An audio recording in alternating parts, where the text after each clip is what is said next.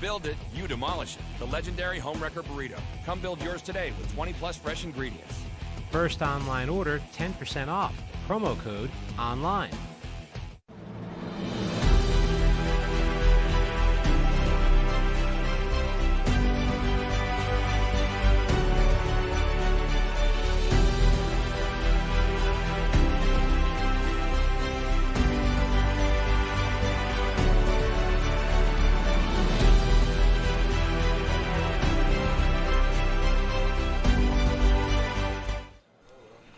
Hello everyone and welcome back to another episode of Over the Boards. I'm your host Haley Parker and I'm here with head coach of the Ice Pack, Tim Healy. How you doing today, Coach? I'm doing well, Haley. Thanks for having us again. You know, we're doing this show in April, so that might be a first. Yeah, exactly. Well, it's always a pleasure talking to you. So before we jump back in case anyone wants to head on over to Moe's, you can give them a call at 919-999-399 or go and visit their website at 919.catering.moes.com.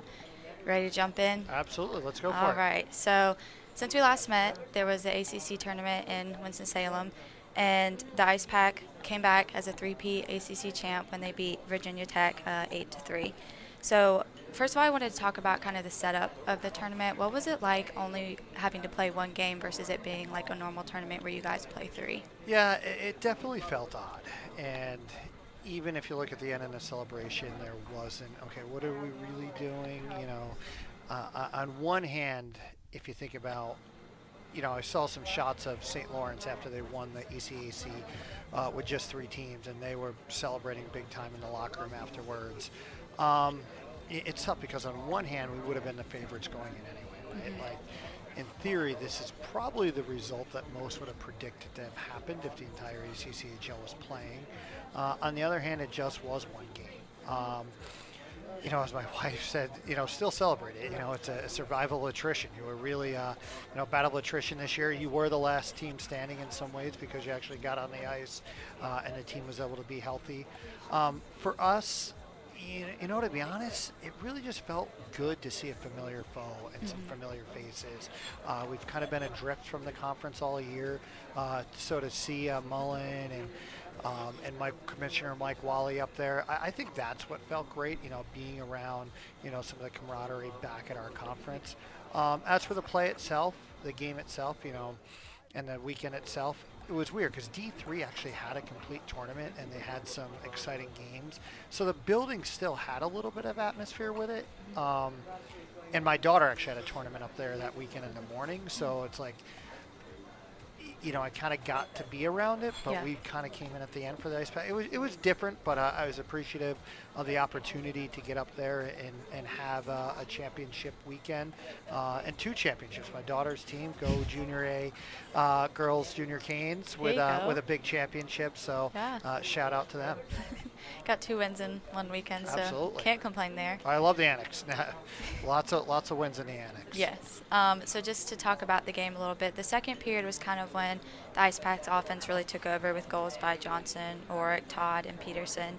So what did you see in the second period as far as the intensity that the offense brought to kind of, you know, get the win a little bit early in the game as far as goals? We shuffled our lines a little bit going into this game. We brought back what we jokingly call the rookie line.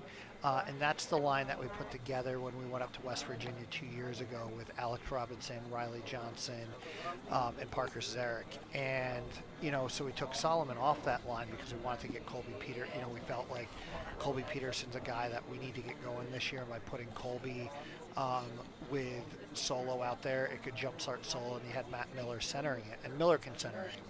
He's just a great player that way. And it did. You know, second period, Colby got a great goal off a feed by Solo. So I do feel like we came out of that with 2 lines that can score. And if you talk about the big picture, that second period, that's what it was. I think actually all of our lines scored in the second period. I know Eric Todd got a goal off the gray line. So we started, you know, we had a power play line with power play goal with Ian O'Rourke with a nice goal as he was puck hunting down. So that's, for me, in the second period, is when some real balanced scoring came to life, and that's been something we've been trying to get going for a while now. Yeah, and even defensively, I wanted to bring up the goalies in the game because Eric Daniel and Griffin Hunt together combined to turn aside 24 shots from the Hokies. So how important was it for the team when, that the goalies contributed to perform at that level in order to keep the Hokies from scoring? Yeah, and the goaltending was odd going into that weekend too. Not the goalies themselves, but the situation. Yeah. Cannon was out with an injury. And ideally, we were hoping for a 4-team tournament so both Griffin Hunt and Eric Daniel could get a complete game. But then when it was this one game, normally in a championship game, you're going to start a guy, give them the run with it. But that also meant then we'd have one of our goalies not getting any work for close to a month. And we just felt as though we needed to get both goalies in, both get them some work and some live fire. Because to win nationals, you have to win 5 games in 6 days. So you need 2 goalies to get through that gauntlet. So we needed both to get some work. They both did a great job, and pleased with how they came out of it. And pleased to come out of it injury-free, no DQs. Yeah. So we came through with a pretty clean sheet that way as well. Absolutely. Well, they sure did earn it, so I know that everyone was really excited, especially for the 3rd year in a row. That's a big accomplishment there. Next, I wanted to move on to just to wrap up the final fundraising efforts that the team did, because the last time that we talked, it was just kind of y'all starting to get the fundraising going. So since then, you guys did hit your mark of, I think you got over $20,000 to head to Bismarck. So in between when we last talked and now, what did the team do as far as fundraising, to put their best effort forward to try and get fans? Yeah, I mean, it's a couple things. One, it's a really expensive trip. Yeah. 20,000 was a fundraising goal, but it's actually closer to a $30,000 trip. It's about, 900 per person. And so we were fortunate. We had some money rolling over already from the regular season. Just being able to have 100 fans at those last 2 games made a huge difference with FGCU. But first, just grateful as a whole Ice Pack team and family.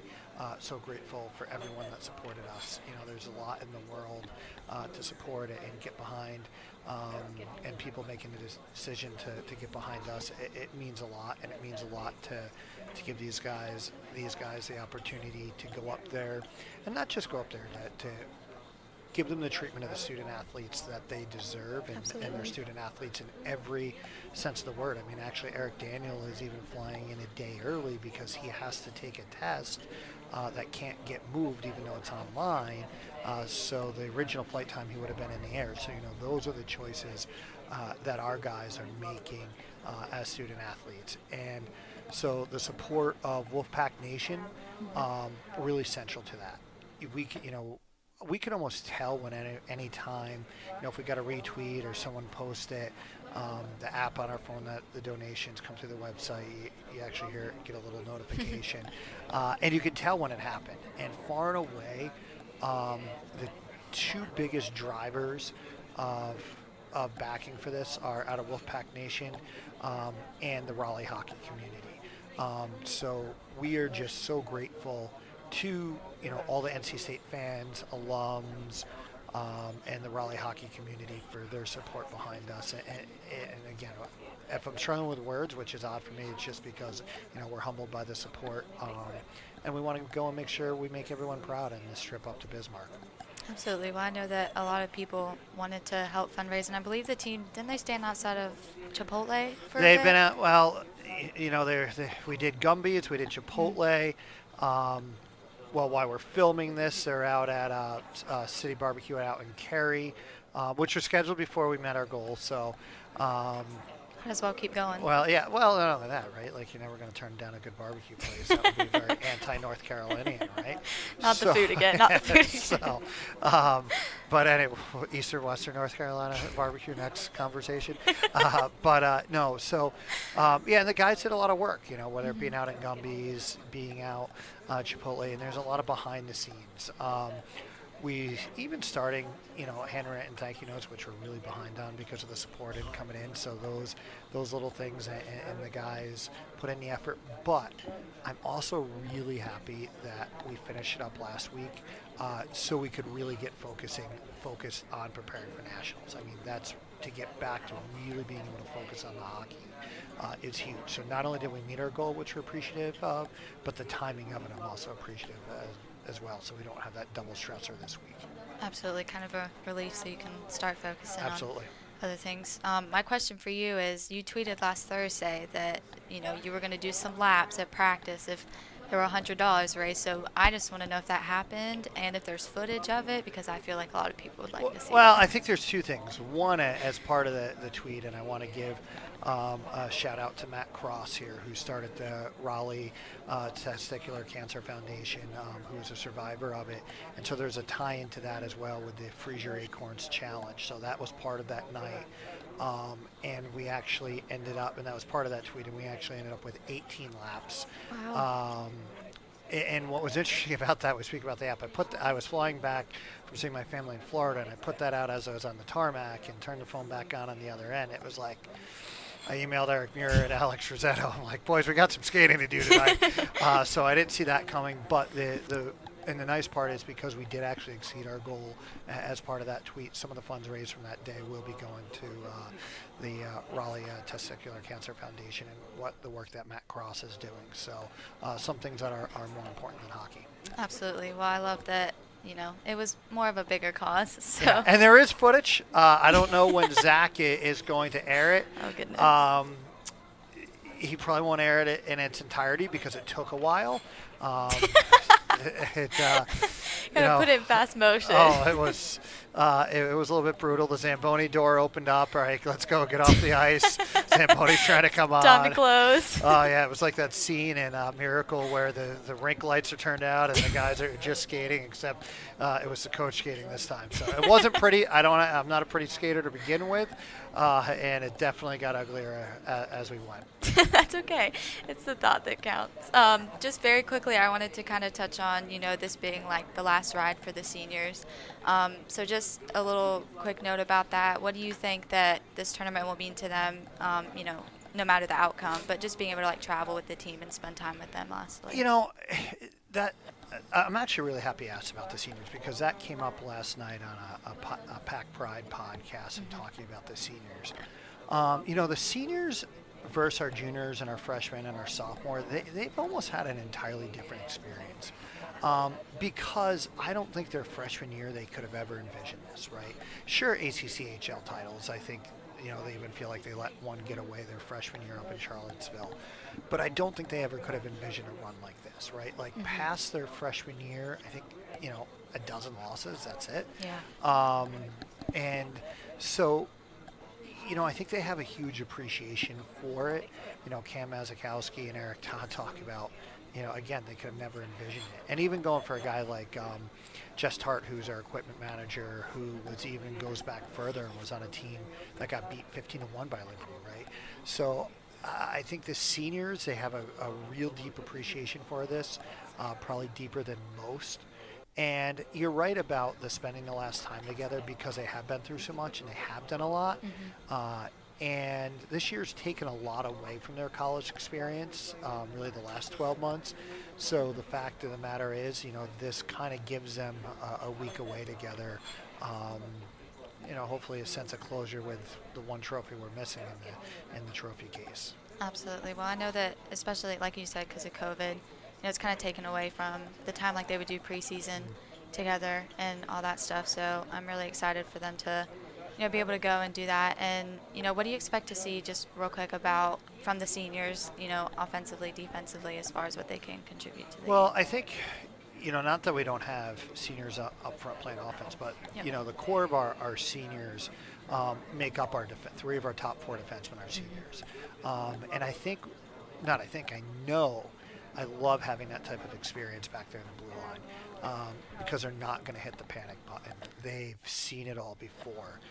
They play with a lot of poise. They've played teams that are physical. They've played teams that are fast. You kind of know what you're going to get in the three pool play teams because you've had time to scout them, but you don't know what you're going to get beyond that. So that's where some flexibility comes in and experience comes in, and those guys have seen that, and they're a calming force.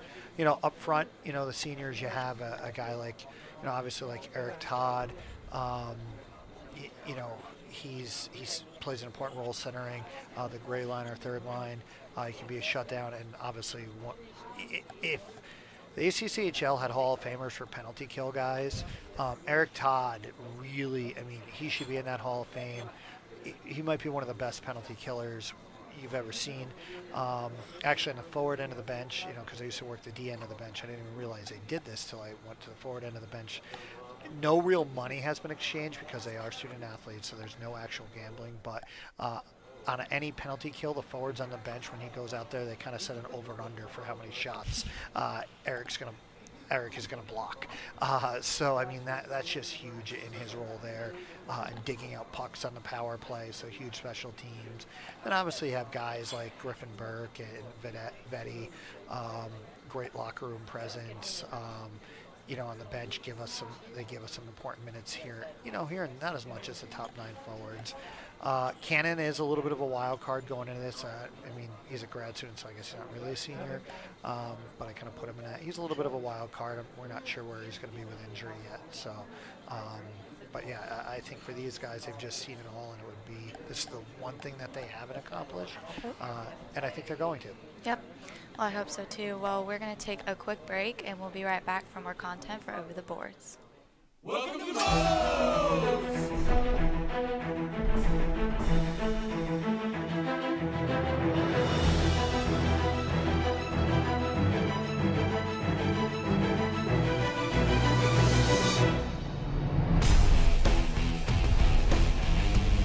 We build it, you demolish it. The legendary Homewrecker Burrito. Come build yours today with 20+ fresh ingredients.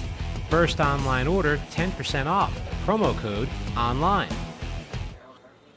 Welcome back to Over the Boards. I'm Haley Parker here with head coach of the Ice Pack, Tim Healy, and we're going to jump right back into some stuff, moving on kind of onto nationals, because I know that's what we really want to talk about. So first, I want to kind of give a little pool preview. The Ice Pack has been placed in Pool A for nationals. So they are ranked 8th nationwide and 2nd in the pool. So can you talk a little bit about who is in Pool A with the Ice Pack? Yeah, I think, you know, for starters, I think the guys feel that they're a little bit underseeded, which is good, have that chip on their shoulder. Yeah. But then again, you know, we did drop those 2 to Florida Gulf Coast, but I think, you know, the guys feel as though their strength of schedule, you know, we haven't had any losses to any team that you would consider a bad loss, right? Like, we've beaten everyone we should beat, and have been competitive and taken some games in that, you know, top echelon of teams. So I think that gives the guys something to prove. You know, it's easy to want to skip ahead and potentially talk about the number 1 seed Mary, who's kind of been a wire number 1 ranked team all year long. But really, you have to take one game at a time. And everything right now is about the University of Providence. They're a team we haven't seen before. I'm actually that's one thing I like about our pool. Yeah. If we went up there and we had like FGCU and Liberty and East Texas in our pool, we'd be like, is this January?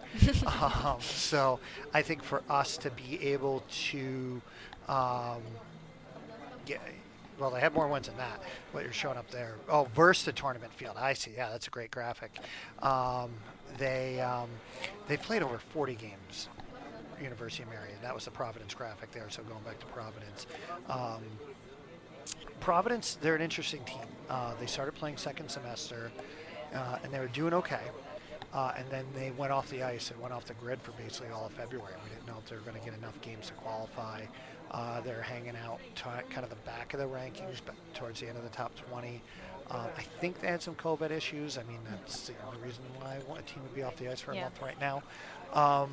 And they were kind of nibbling to get in the field. And then they came back and they beat Dakota College of Botany, who's been a top 10 team all year.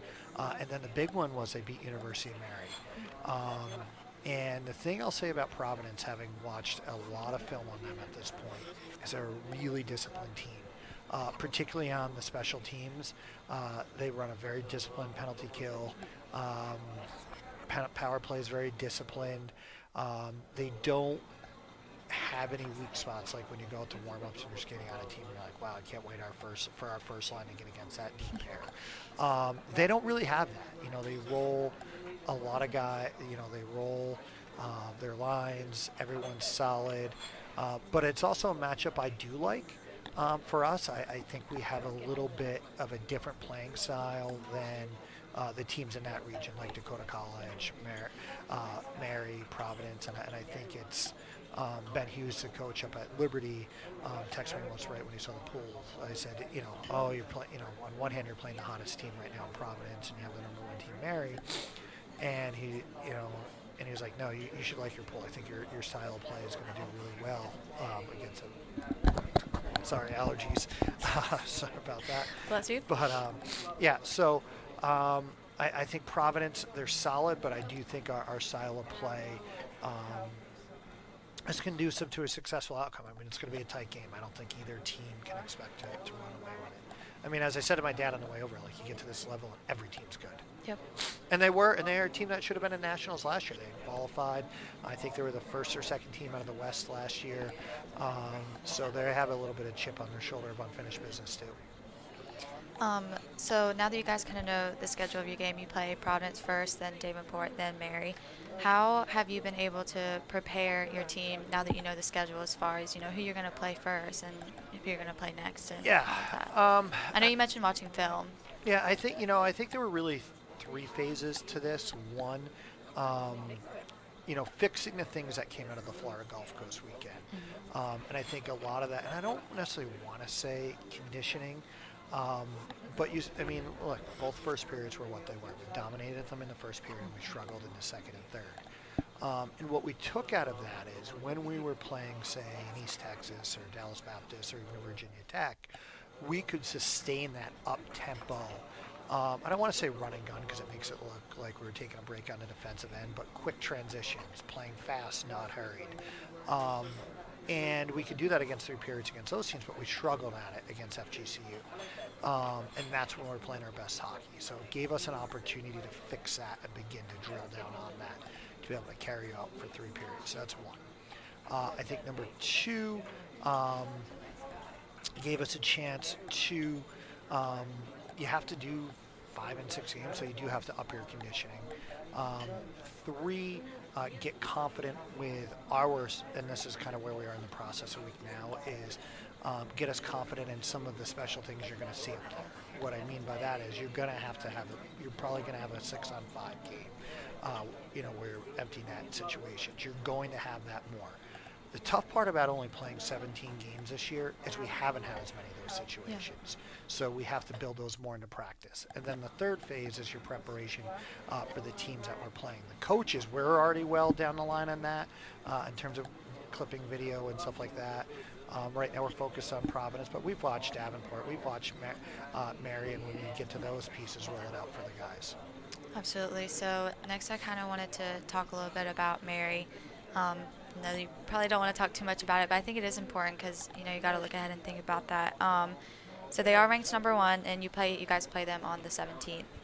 It's your 3rd game. So how do you mentally and physically prepare your team for this game, knowing, you can say a team's the #1 seed and it sounds really intimidating, but helping them understand their game and being able to know what they're going to go up against. Well, I think there's a couple things. One, and even the graphic that you're showing up there versus, their first tournament field, right? Like, they're kind of like Ivan Drago when he finally gets nicked, right, versus Rocky. Like, for a while there, it was like, is anyone going to draw blood on this team? And they have. Iowa State, who's a good program, Providence. So, Mary is a great team. They really are. Mary probably, along with FGCU and Salt College last year, would have probably been one of the 3 favorites to win ACHAs last year. So they kind of have that chip in the shoulder of like, hey, this got taken from us last year. And that's a common theme. Most of these teams that are in nationals were part of the qualifying group for last year. Davenport's the same way, actually. So I think for Mary, I don't want to go there too much because, again, it's all eyes on Providence right now. But I think one is belief in first. And the guys have that belief, right? And I think that win down at Florida Gulf Coast is huge in that. I think knowing that they've had some success on the road, because this is going to be a road game. That's Mary's home rink we're playing them in. So we've gone to FGCU, we've beaten them there. We went on the road to Liberty. Yeah, that one in the shootout, which goes down as a tie in ACHA standards. We outshot them 9-1 in overtime. So there is that confidence that, we can go on the road and get it done. So I think drawing from that. And, again, they're a great team, but they're not the 1980 Soviets, and the 1980 Soviets still lost, right? Anything can happen on any given night. Absolutely. Good thing to focus kind of, what's first. I think that sometimes when you look too far ahead, you get ahead of yourself. So next I wanted to preview the other teams at Nationals just a little bit. So like you kind of talked about earlier, there's some familiar teams like Liberty, Florida Gulf Coast, East Texas Baptist. Knowing that what these teams are capable of as the Ice Pack has played them before, what do you think about their rankings and the possibility that you guys could meet them in the tournament? Well, first I want to take a little bit of Davenport, the third team in our pool. Again, they were Nationals qualifiers last year. Mm-hmm. They're not a 16 seed. Mm-hmm. I don't necessarily want to denigrate any other teams in the field, but Davenport should have a chip on their shoulder because they're underseeded. Sure, they had a tough run against Adrian, but a lot of their seed is because their body of work isn't huge, right? Like teams had travel restrictions, but again, this is a team that was a national qualifier last year out of a tough region. That upper Midwest region, that Midwest region, that's a tough region.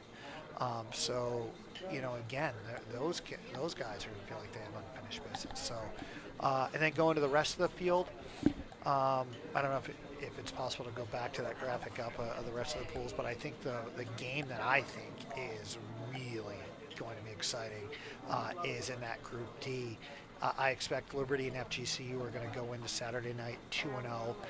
They're 2-2 against each other this year, so Game 5, I think that's going to be absolutely that's going to be a great game. I wish it wasn't before our game, and I could actually go and watch that one as a fan. So I think that one's going to be exciting. I think going in, if you're Iowa State, I think you really like their pool. They've been a really consistent team. I'd be surprised if they didn't come out of there. I see some chalk in that one. Marion's kind of a wild card. I think Marion in some ways is like we were 2 years ago when we went in 28-0, but our strength of schedule wasn't there. Marion, they have a great record. I don't know if their strength of schedule is, say, what a Lindenwood or ours is, or some of the others. So, as I said, they're a wild card in that one to see. And they had, the one result they did have was against Iowa State, so they get a little bit of a rematch there. I think Lindenwood. I think Lindenwood has to like their pools, so I think your two pools that are up for grabs. I think you have our pool because Providence comes in hot. Mary's been wire to wire number one, and we've shown that we can beat high-end teams on the road. I think that Group D, just because you're going to have Liberty and FGCU squaring off for the fifth time after what had already been four entertaining games. Those are the two pools that I really think are up for grabs. I don't want to discount Dakota College in Group B, but I think the thing too is Dakota College is actually a junior college, but they're a great team. They're going to be playing close to home. But Lindenwood is a very experienced team, and they've played a terrific strength of schedule. They've traveled, so I just think that's going to carry them through that group. Absolutely. Well, that's all that I had for you today, but thank you so much for joining me this time, and that all of us here are looking forward to Nationals, and we're going to be supporting y'all, and we're really excited for the Ice Pack.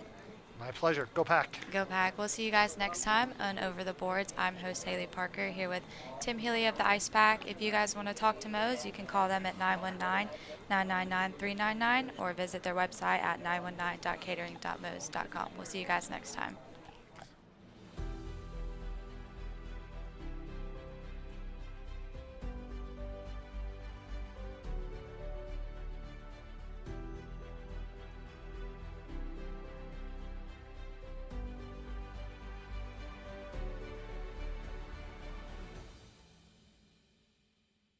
Welcome to the Moes!